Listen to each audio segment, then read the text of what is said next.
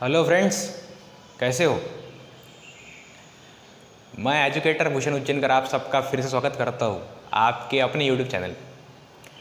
तो थोड़ा सा वीडियो अभी लेट आ रहा है। यूट्यूब पे जब हम अपलोड करते हैं वीडियो तो थोड़ी टेक्निकल इसमें बहुत सारी चीज़ें हैं, तो मैं धीरे धीरे सीख रहा हूँ अभी। For that late very very sorry, आपको रुकना पड़ा। लेकिन आज मैं पूरी गारंटी लेता हूँ कि ये जो अभी कार्बन द ग्रेट का सेकंड एपिसोड जो अभी अपलोड होगा तो ये बहुत मज़ेदार होगा। ठीक है, तो अभी हम शुरू करेंगे।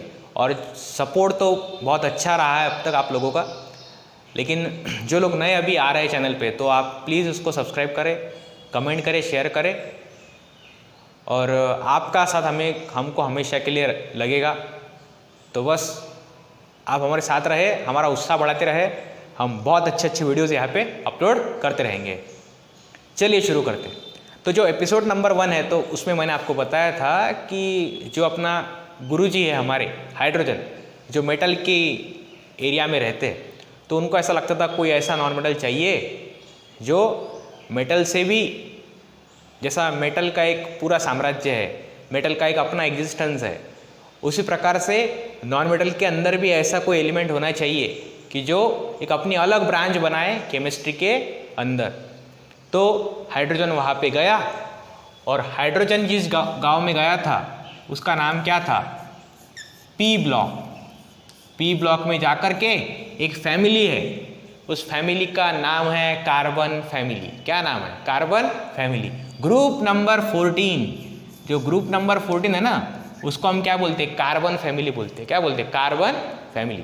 तो इसके अंदर आपको मिलेगा सबसे छोटा, जिसके अंदर 2 सेकंड पीरियड का एलिमेंट, सबसे छोटा एलिमेंट वो है कार्बन। इसके अंदर 2 शेल्स है। उसके बाद में सिलिकॉन, उसके बाद में germanium and tin and then lead. तो ये कार्बन फैमिली है। क्या है? Carbon family. तो जो अपने गुरुजी है हाइड्रोजन, तो वो गए फैमिली के साथ में। उन्होंने बोला कि आपका जो बालक है बड़ा बुद्धिमान है, आपका बालक बड़ा ही बुद्धिमान है और ये आगे जाकर के बहुत बड़ा एक साम्राज्य बनाएगा, उसका नाम होगा ऑर्गेनिक केमिस्ट्री, और इसके लिए मुझे आप कार्बन दे दो। तो कार्बन फैमिली ने नम आंखों के साथ में रोते हुए बोला कि जाओ बेटा कार्बन, अपने गुरुजी की आज्ञा का पालन करो। ठीक है ना। और उनको लग रहा था कि हमारा बेटा चला जाएगा, हमारा कार्बन चला जाएगा ग्रुप में से, उसको अगर कुछ हो गया तो हाइड्रोजन गुरुजी ने बोला कि अरे कुछ नहीं होने वाला, ये जो है ये तो सब कुछ करके वापस आने वाला है, और इसका जो काम है ना वो इतना बढ़ जाएगा कि आपको भी उसके अंदर आना पड़ेगा, कभी कभी तो आपको भी काम करना पड़ेगा उसके लिए। तो फिर ये बड़े खुश हो गए कार्बन फैमिली के मेंबर्स, और इन्होंने बोला कि ठीक है बेटा कार्बन, जाओ हाइड्रोजन के साथ में। चलो, तो कहानी शुरू हो गई। हाइड्रोजन गुरुजी के साथ में कार्बन अभी आ चुका है, लेकिन काम इतना भी आसान नहीं है। कोई भी काम इतना आसान भी नहीं रहेगा ना, क्योंकि मेटल तुमको मैंने बताया, D block element, F block element, उनके बड़े बड़े कंपाउंड्स, कभी कभी तो डबल बॉन्ड भी तैयार करना पड़ेगा, कभी कभी तो ट्रिपल बॉन्ड भी तैयार करना पड़ेगा, इतने बड़े बड़े कारनामे करने पड़ेंगे। तो यहाँ पे ट्रेनिंग कार्बन की शुरू करनी है अपनी। लेकिन ट्रेनिंग से पहले करना क्या है ना, कार्बन को ये तो समझना पड़ेगा कि उसको बनना क्या है। ठीक है ना। तो अभी जो अपना हाइड्रोजन है ना, वो कार्बन को कुछ सीक्रेट्स बताएगा। किसके सीक्रेट्स? इलेक्ट्रॉनिक कॉन्फ़िगरेशन के सीक्रेट्स। क्या बनाएगा? किसके सीक्रेट बताएगा? इलेक्ट्रॉनिक कॉन्फ़िगरेशन के सीक्रेट्स बताएगा। किस प्रकार से इलेक्ट्रॉन जो है वो डिस्ट्रीब्यूट होते हैं शेल्स के अंदर, किस प्रकार से ये मेटल इसका यूज़ करते हैं बॉन्ड बनाने के लिए, कैसे डबल बॉन्ड बनता है, कैसे ट्रिपल बॉन्ड बनता है। अगर मेटल बना सकता है तो क्या कार्बन उसको बना पाएगा? ठीक है ना। तो जानने के लिए देखिए सेकेंड एपिसोड जो कंटिन्यू हो रहा है, तो सुनो। ठीक है ना। तो हाइड्रोजन बोलेगा और इलेक्ट्रॉनिक कॉन्फ़िगरेशन के राज खोलेगा। हाइड्रोजन बोलेगा और इलेक्ट्रॉनिक कॉन्फ़िगरेशन के राज खोलेगा। ठीक है ना। इलेक्ट्रॉन कैसे डिस्ट्रीब्यूट होता है शेल्स के अंदर, इसके बारे में अभी गुरुजी जो है अपने कार्बन को बता रहे कि देखो ऐसा ऐसा करना पड़ेगा तुमको, ऐसे ऐसे इलेक्ट्रॉन डिस्ट्रीब्यूट होते हैं। तो इलेक्ट्रॉन के डिस्ट्रीब्यूशन के लिए जो थ्योरी है वो अभी हम यहाँ पे पढ़ेंगे। तो देखो, इलेक्ट्रॉन के डिस्ट्रीब्यूशन के लिए जो थ्योरी है उसमें आपको पढ़ने पड़ेंगे 4 क्वांटम नंबर्स, 4 क्वांटम नंबर्स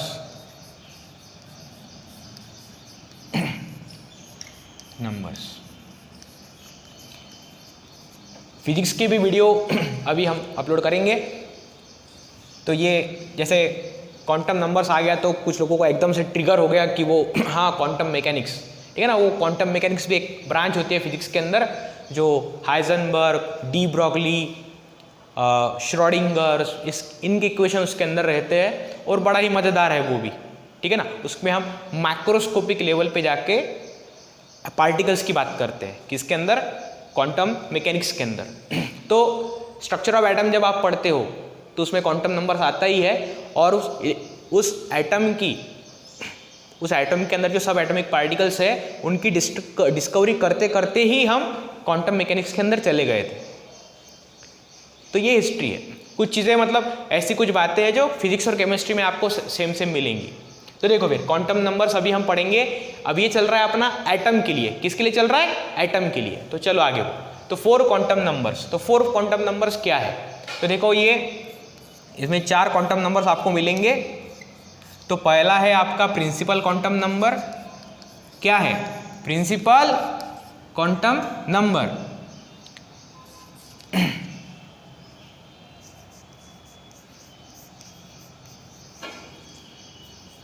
इसको हम रिप्रेजेंट करते हैं स्मॉल एन से। किससे रिप्रेजेंट करते हैं, स्मॉल एन से।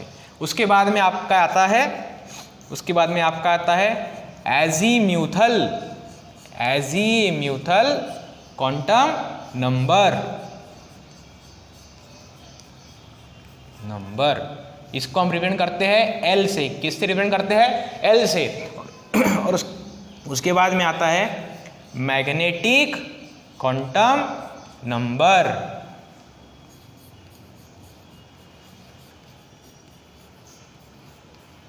इसको हम रिप्रेजेंट करते हैं एम से।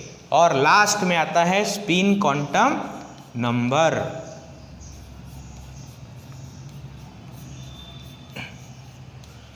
इसको हम रिप्रेजेंट करते हैं एस से, स्मॉल एस से हम इसको रिप्रेजेंट करते हैं। तो ये है आपके 4 क्वांटम नंबर्स।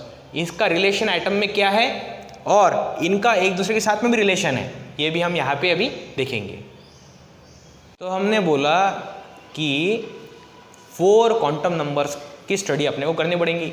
तो वो 4 क्वांटम नंबर्स कौन कौन से है, principal quantum number, azimuthal, magnetic and spin quantum number. तो ये प्रिंसिपल क्वांटम नंबर होता क्या है, देखो, जो अपना एटम है उसके सेंटर में न्यूक्लियस है और न्यूक्लियस के ऊपर पॉजिटिव चार्ज है। इसके बाद डिस्ट्रीब्यूशन ऑफ इलेक्ट्रॉन जो है वो शेल्स में है। तो शेल्स को रिप्रेजेंट करने के लिए आपके पास में क्या रहते हैं, प्रिंसिपल क्वांटम नंबर्स रहते हैं। क्या रहते हैं, प्रिंसिपल क्वांटम नंबर रहते हैं। तो 1, 2, 3 एंड 4, 1 2 3 4, 1 2 3 4। तो n = 1, इसका मतलब ये है कि न्यूक्लियस के बाद का पहला शेल। n = 2 का मतलब ये है न्यूक्लियस के बाद का दूसरा शेल। मतलब ये जो है वो मेन शेल्स है। ये क्या है, मेन शेल्स है, न्यूक्लियस के बाद में आने वाले मेन शेल्स है। क्योंकि इसके अंदर आगे जाकर के सब शेल्स भी रहेंगे और सब शेल्स में जो है वो ऑर्बिटल्स भी रहेंगे। इसलिए ये जो है अभी ये अपने क्या बताएंगे, ये अपने को बताएंगे मेन शेल्स, ठीक है ना, कमिंग आफ्टर द न्यूक्लियस। तो n = 1 मतलब पहला शेल, n = 2 मतलब दूसरा शेल, n = 3 मतलब तीसरा shell, main shell, main shell. और n = 4 मतलब 4th मेन शेल। इस प्रकार से हम इसको समझते हैं, ये है इसका मतलब। तो n principal quantum number n = 1। अगर n = 1 है तो n इज इक्वल टू 1 के ऊपर एजीम्यूथल क्वांटम नंबर की वैल्यू डिपेंड है। एजीम्यूथल क्वांटम नंबर के लिए हम क्या लिखते हैं, स्मॉल l लिखते हैं। क्या लिखते हैं, स्मॉल l। इसका सिंबल है स्मॉल l। अब एजीम्यूथल क्वांटम नंबर क्या है, तो ये जो l है ना यहाँ पे, तो वो l सबशेल को रिप्रेजेंट करता है। सबशेल को रिप्रेजेंट करता है कौन, एजीम्यूथल क्वांटम नंबर। यस, तो n is equal to 1, n is equal to 2, ये प्रिंसिपल क्वांटम नंबर्स हो गए। अब देखो l की वैल्यू n के ऊपर डिपेंड है, ठीक है ना। ये स्टोरी हाइड्रोजन बता रहा है अपने कार्बन को, देखो बेटा इस प्रकार से होता है इलेक्ट्रॉनिक कॉन्फ़िगरेशन, ठीक है ना। तो ये ऐसे बड़े बड़े कंपाउंड बनाते हैं, तो पूरी तैयारी के साथ में हाइड्रोजन आया हुआ है। ऐसा नहीं कि एकदम से बीच में से आए और उसको उठा लिया और एकदम से ट्रेनिंग शुरू कर दिया, ऐसा नहीं। ट्रेनिंग शुरू करने से पहले कि जो उनका एक अपोनेंट है वो कितना पावरफुल है, उसको समझने के लिए वो पूरी स्टोरी बता रहा है इलेक्ट्रॉनिक कॉन्फ़िगरेशन की। उसको देखो फिर, तो अगर n की वैल्यू 5 है, इमेजिन करें n की वैल्यू 5 है, n की वैल्यू 5 है, तो n की वैल्यू अगर 5 है तो इसके ऊपर l की वैल्यू डिपेंडेंट है, इसके ऊपर l की वैल्यू डिपेंडेंट है। तो फॉर्मूला ये है, फॉर्मूला क्या है, फॉर्मूला है अगर n की वैल्यू 5 है तो l की वैल्यू 0 से लेकर के n-1 तक है, n-1 तक। तो l is equal to 0, 1, 2, 3 and 4, 0 से लेकर के n-1 तक, ये l का फॉर्मूला है। एजीम्यूथल क्वांटम नंबर का ये फॉर्मूला है जो n के ऊपर डिपेंड है, 0 से लेकर के n-1 तक, 0 से लेकर के n-1 तक। अगर आपको दिया हुआ n इज इक्वल टू 4, क्या दिया हुआ है आपको, n इज इक्वल टू 4, तो आपको l लिखना पड़ेगा 0 से लेकर के n-1 तक, मतलब 4-1 तक, 0, 1, 2 एंड 3। अगर आपको n इज इक्वल टू 3 दिया हुआ है तो वीडियो पॉज करके आप मेरे को लिख के बताओ, ये आपको लिख के बताना है। n इज इक्वल टू 3 अगर आपको दिया हुआ है, सभी लोग कमेंट करेंगे इसके अंदर, n इज इक्वल टू 3 आपको दिया हुआ है तो l की वैल्यू कितनी रहेंगी, ये आपको कमेंट करके आपको ये लिखना है। तो अभी मैं यहाँ पे लिख देता हूँ, n इज इक्वल टू अगर 5 है तो l की वैल्यू 0 से लेकर के n-1 तक। तो चलो यहाँ पे अभी हम लिखना शुरू करते। तो n की वैल्यू अगर 1 है तो l की वैल्यू स्टार्ट होती है 0 से लेकर n-1 तक। अब यहाँ पे खुद ही n ही 1 है तो 1-1 0, इसलिए azimuthal n is equal to अगर 1 है तो एजीम्यूथल क्वांटम नंबर की एक ही वैल्यू आपको मिलेगी। क्या मिलेगी, l की एक ही वैल्यू आपको मिलेगी और वो वैल्यू होगी 0। क्या होगी वो वैल्यू, 0। और 0 है ना बेटा, ये जो 0 है ना, ये 0 आपका s सबशेल रिप्रेजेंट करता है। l इज इक्वल टू अगर 0 है तो ये 0 s सबशेल को रिप्रेजेंट करता है। किसको रिप्रेजेंट करता है, l is equal to s को रिप्रेजेंट करता है, ठीक है ना। बच्चों की एनर्जी बहुत ही कम हो रही है धीरे धीरे, ठीक है ना। तो थोड़ा सा अपना सेहत का भी ध्यान रखा करे, ठीक है ना। दूध में बादाम मिला के खाया करें आप रोज़ सुबह सुबह, ताकि आपकी जो एनर्जी है वो मेंटेन रहे पूरे दिन भर। इतना भी आसान नहीं है। l is equal to 0 s subshell.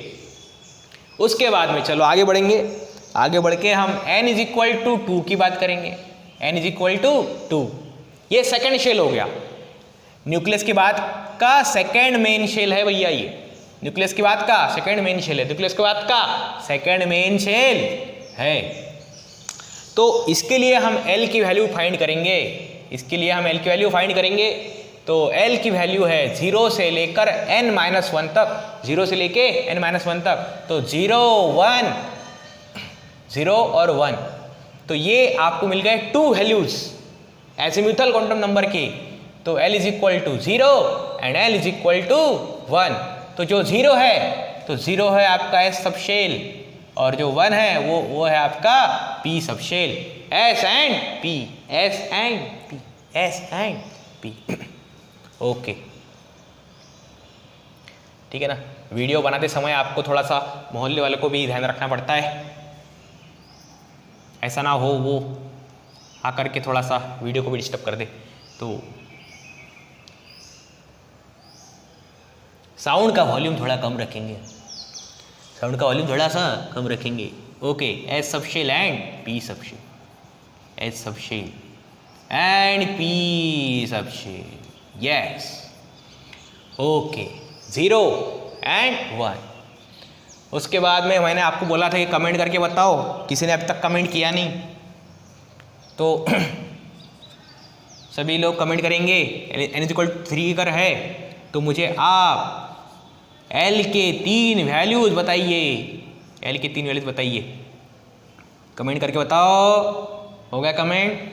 Okay, n=3 तो L की वैल्यू 0 से स्टार्ट होगी और n-1 मतलब 3-1 मतलब 2, 0, 1 एंड 2।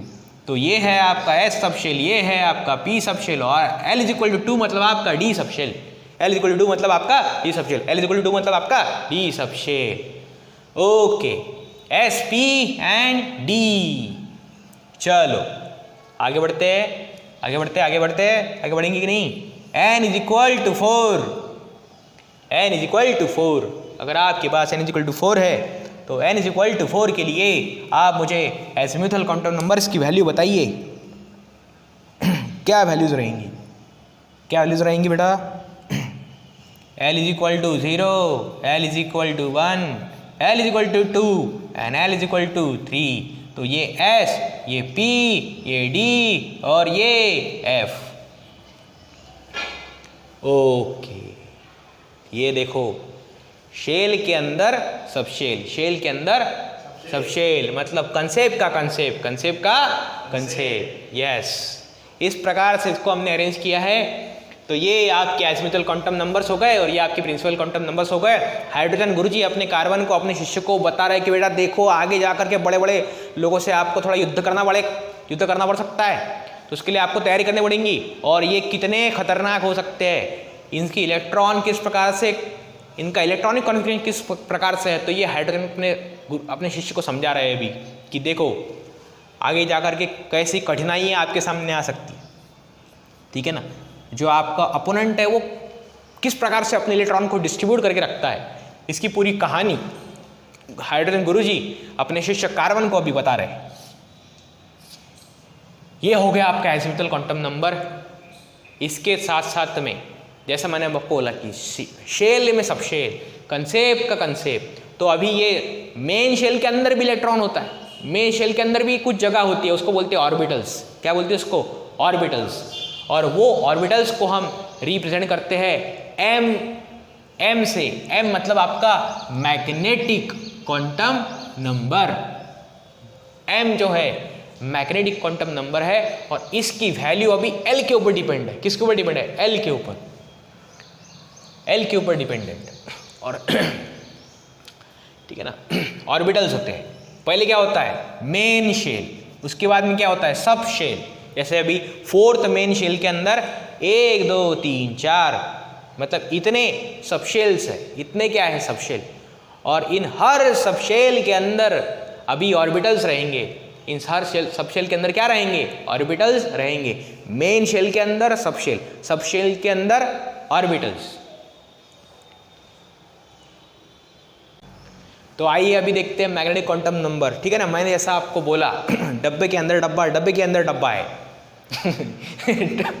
इलेक्ट्रॉन का एड्रेस अभी ढूंढ रहे हैं ना, इलेक्ट्रॉन का एड्रेस ढूंढना है ना कि हाँ ठीक है, मतलब ये अगर मैग्नीज है ना बेटा, तो मैग्नीज के अंदर 25 इलेक्ट्रॉन्स, और कौन सा इलेक्ट्रॉन किधर है ये तो देखना पड़ेगा ना अपने को। तो इलेक्ट्रॉन का एड्रेस ढूंढ रहे हैं हम। तो जो सिपाही है, डी ब्लॉक का एक सिपाही जो है, मतलब एक बड़ा खतरनाक सिपाही है वो मैग्नीज है ना, 25 इलेक्ट्रॉन, उसके अंदर 5 अनपेयर्ड इलेक्ट्रॉन्स, और क्या बनाता है वो? KMnO4 पॉजिटिव, ठीक है ना, KMnO4 K positive and MnO4 negative, potassium परमैग्नेट बनाता है, पोटेशियम परमैग्नेट। तो उसके हर एक इलेक्ट्रॉन अगर जब वो सेना जो सिपाही जाता है तो कहाँ कहाँ पे अपने सिपाही लेके जाता है, कैसे कैसे उनको ट्रेन करता है, उसके इलेक्ट्रॉन कहाँ कहाँ पे छुपे हुए रहते हैं। तो जो गुरुजी है अपने हाइड्रोजन, वो हर एक चीज़ का एनालिसिस करके अपने शिष्य कार्बन को बता रहे हैं, और जो वो बड़ा ध्यान से सुन भी रहा है उसको, ठीक है ना। और तुम भी बड़े ध्यान से सुन रहे हो, तो अभी हम बड़े ध्यान से आगे बढ़ेंगे, ठीक है ना, कि कहीं अपना ही सिपाही धाराशायी ना हो जाए, ठीक है ना। तो सभी सब्सक्राइबर ध्यान दे बोर्ड की तरफ। तो मैग्नेटिक क्वांटम नंबर, तो हमने बोला कि भैया एल तो आ चुका है, ठीक है ना। कहानी बड़ी मजेदार हो रही है। एल की वैल्यू एन के ऊपर डिपेंड है, और एल की वैल्यू एन के ऊपर डिपेंड है ना, सही है ना, सही है ना। देखो एल इज इक्वल टू 0 से लेकर के n-1 तक, और m की वैल्यू एल के ऊपर डिपेंड होंगी ना, ऑब्वियस है। एल की वैल्यू एन के ऊपर डिपेंड है, और एम की वैल्यू फिर भी एम की वैल्यू एल के ऊपर डिपेंड है, मतलब एम जो है वो एल के ऊपर डिपेंड है, एल जो है वो एन के ऊपर डिपेंड है। सही बात है ना, हाँ एकदम सही बात है। तो एम की वैल्यू देखेंगे अभी। तो अगर आपको किसी ने आपको एल की वैल्यू समझो 5 दे दी, तो एम की वैल्यू अगर आपको ढूंढनी है, क्या ढूंढना है आपको, एम की वैल्यू ढूंढनी है आपको, एम की वैल्यू, ठीक है ना। मैं थोड़ा सा एक कलर वाला चॉक ले लेता हूँ, 1 मिनट, हाँ एकदम सही। तो एम एल की वैल्यू अगर 5 है तो एम की वैल्यू हो जाएगी -L 0 + L -L 0 + L, ठीक है ना। इसको इस प्रकार से लिखेंगे हम। अगर ये 5 है तो ये बनेगा -5, ये बनेगा -4, ये बनेगा -3, -2, -1 0। वीडियो को आप भगा भी सकते हैं थोड़ा सा। 1 2 3 4 5। तो m के वैल्यूज, अगर l की वैल्यू 5 है तो m के वैल्यू -L 0 + L, इसका मतलब -4 -5 -4 -3 -2 -1 0 1 2 3 एंड 4। तो देखो 5 एजिम्यूथल क्वांटम नंबर है, और इसके लिए आपको ऑर्बिटल्स कितने मिल गए, ऑर्बिटल्स मिल गए आपको 1 2 3 4 5 6 7 8 9 10 11। तो अगर ये 5 अगर आपको है एल की वैल्यू, तो आपको 11 ऑर्बिटल्स मिल गए। कितने? 11। धीरे धीरे समझेंगे, कोई टेंशन की बात नहीं है। एल इज इक्वल टू अगर 0 है, तो एल इज इक्वल टू 0 है, तो 0 के लिए m के वैल्यूज कितने होंगे? 0, क्योंकि 0 तो +1 +0 -0 तो हो नहीं सकता ना। हाँ, तो ये m l is equal to 0 के लिए m की वैल्यू 0, इसलिए यहाँ पे एक ही डब्बा बनेगा। डब्बा मतलब ऑर्बिटल, डब्बा मतलब ऑर्बिटल भी यहाँ पे ऑर्बिटल बन चुका है, इसके अंदर इलेक्ट्रॉन रहता है। और अब तुम आ जाओ n इज इक्वल टू 2 के लिए। अब n इज इक्वल टू 2 के लिए आपके पास में l इज इक्वल टू 0 भी है, l इज इक्वल टू 1 भी है। तो n इज इक्वल टू 2 के लिए m की value l is equal to 0 के लिए तो 0 ही रहेंगी, ठीक है ना।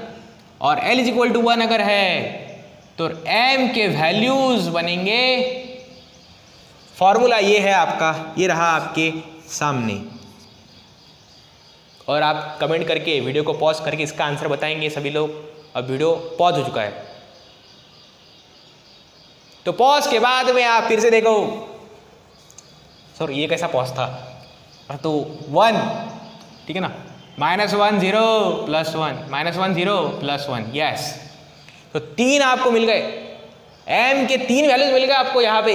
तो m के 3 वैल्यूज मतलब 3 डब्बे मिलेंगे, और 3 डब्बे इस प्रकार से रहेंगे 1 2 3 1 2, आधा नहीं होता, 1 2 3 ऐसे 3 डब्बे। क्वांटाइजेशन ऑफ डब्बा, क्वांटाइजेशन ऑफ डब्बा मतलब एक तो डब्बा पूरा मिलेगा, नहीं तो मिलेगा ही नहीं, that we called quantization of डब्बा। ओके, जैसे क्वांटाइजेशन ऑफ एनर्जी होता है, क्वांटाइजेशन ऑफ चार्ज होता है, उसी प्रकार से क्वांटाइजेशन ऑफ डब्बा। Okay, m is equal to 3 यहाँ पे बॉक्सेस आ गए आपके पास। अब यहाँ पे देखो m is equal to 0, m is equal to आपको पता है 1 के लिए 3 वैल्यूज -1 0 +1, 3 डब्बे आपके पास में रहेंगे, 3 डब्बे। और l इज इक्वल टू 2 के लिए m के वैल्यूज कितने मिलेंगे आपको? 2 के लिए आप बताओ कमेंट करके, वीडियो पॉज करके आपको m की वैल्यू यहाँ पे लिखने हैं, ठीक है ना। ईमानदारी से वीडियो को पॉज करके यहाँ पे आप वैल्यू लिख ले, -2 -1 0 +1 एंड +2। तो ये फिर से डब्बा एंड कॉन्ट्रेक्शन ऑफ डब्बा के अकॉर्डिंग 1 2 3 4 5, 2 के लिए 5, 2 के लिए 5, तो 1 2 3 4 5, 5 डब्बे। मतलब L = 2, मतलब D सबशेल के अंदर 5 ऑर्बिटल्स है। L = 1, मतलब P सबशेल के अंदर 3 ऑर्बिटल्स है। यस, और ये देखिए, अब ये तो मतलब 1 2 3 आपको पता ही है, सिर्फ थर्ड वाला रहेगा। तो L = अगर 3 है तो उसके लिए M के वैल्यूज रहेंगे -3 -2 -1 0 1 2 एंड 3, मतलब 3 के लिए 7 वैल्यूज है। तो ये इस प्रकार से ये बनेंगे 1 2 3 4 5 6, 1 2 3 4 5 6 और एक 7 डब्बे, मतलब 7 ऑर्बिटल्स। ये बॉक्सेस जो है ये ऑर्बिटल्स है। क्या है ये? ऑर्बिटल्स है। ऑर्बिट मतलब शेल, ऑर्बिट मतलब शेल, ऑर्बिटल्स मतलब वो डब्बा जिसके अंदर इलेक्ट्रॉन रहता है, ठीक है ना, ऑर्बिटल एक्चुअली, ठीक है ना, ऑर्बिटल। तो बड़े छुपाए हुए इलेक्ट्रॉन है अपने, हर एक इलेक्ट्रॉन की अलग अलग वैल्यू है, कहाँ पे रहता है, किस गली में रहता है, बड़े जासूस छुपे हुए हैं, इनके कोई साधारण सी बात नहीं है। कार्बन को भी बहुत सोच समझ के चलना पड़ेगा, हाइड्रोजन गुरुजी ने बताया इनको।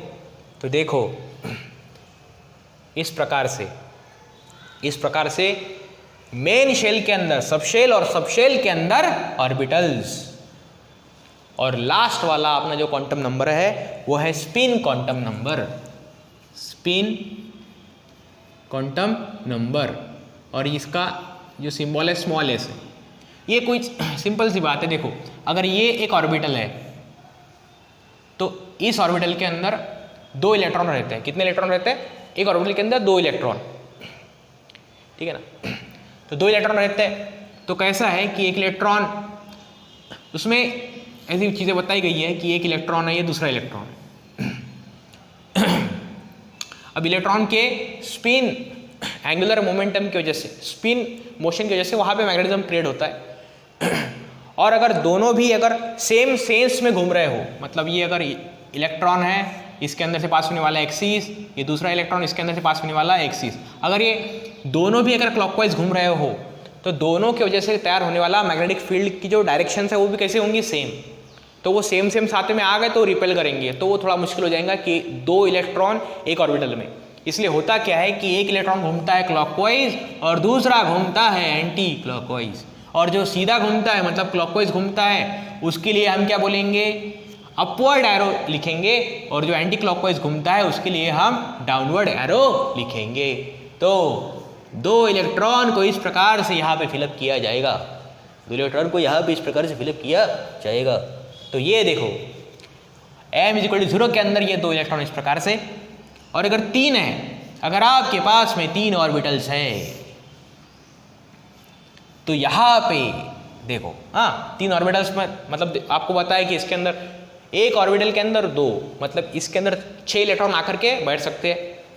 6 इलेक्ट्रॉन आके यहाँ के इसके अंदर बैठेंगे। तो देखो एक कंसेप्ट है, इसको बोलते हैं हम hertz rule of maximum multiplicity.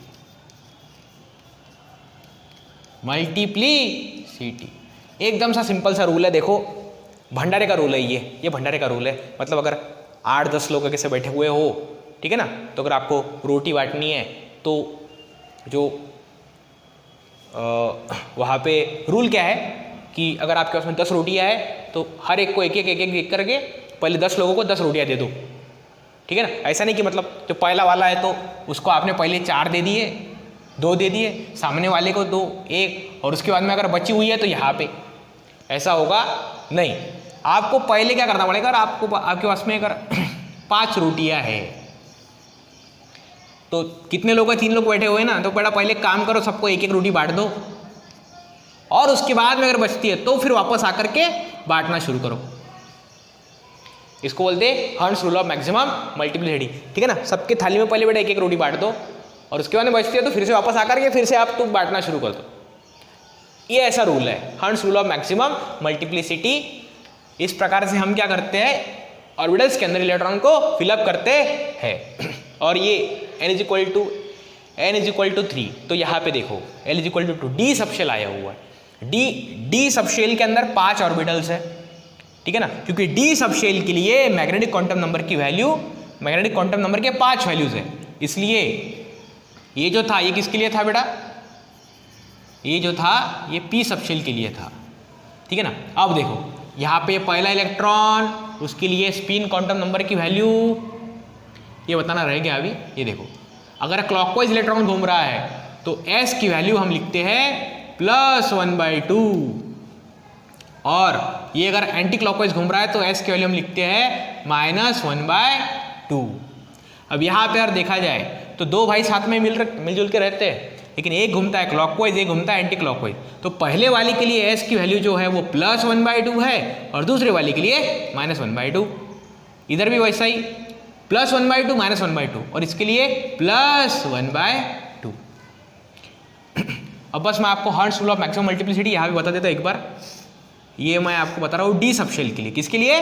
D subshell के लिए। तो डी सबशेल के अंदर आपको पता है 1 2 3 4 5 ऑर्बिटल्स है, और 5 ऑर्बिटल्स में इलेक्ट्रॉन को डिस्ट्रीब्यूट करने के लिए आपको hertz rule of maximum multiplicity लगाना पड़ेगा धीरे धीरे। मतलब अगर 5 इलेक्ट्रॉन है, अगर आपके पास में हम बोलेंगे 7 इलेक्ट्रॉन्स है, तो इसको भरने के लिए पहले 1 2 3 4 5 ऑर्बिटल्स में हमने 5 इलेक्ट्रॉन भर दिए, और बचे हुए 2 जो है तो हम इसके अंदर वो एंटी क्लॉकवाइज ऐड कर देंगे।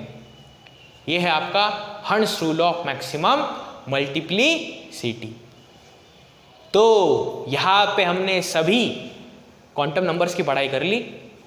इसके बाद जो आएगा, इसके बाद और मतलब जो मैं बोल रहा था आपको कि गुरुजी हाइड्रोजन अपने कार्बन को, अपने शिष्य को कुछ अंदरूनी बातें बता रहे हैं, कुछ सीक्रेट्स बता रहे हैं इलेक्ट्रॉन के कॉन्फ़िगरेशन की। तो इसका एक पार्ट भी यहाँ पे ख़त्म हुआ, और एक पार्ट इसके ऊपर बनेगा। आपको कमेंट करके बताना है कि एपिसोड नंबर 3 में कंसेप्ट क्या होगा, गेस करके बताए। और जो लोग नए हैं चैनल पे वो सब्सक्राइब करें, शेयर करें, कमेंट करें। मिलते हैं नेक्स्ट एपिसोड में, तब तक के लिए बाय बाय।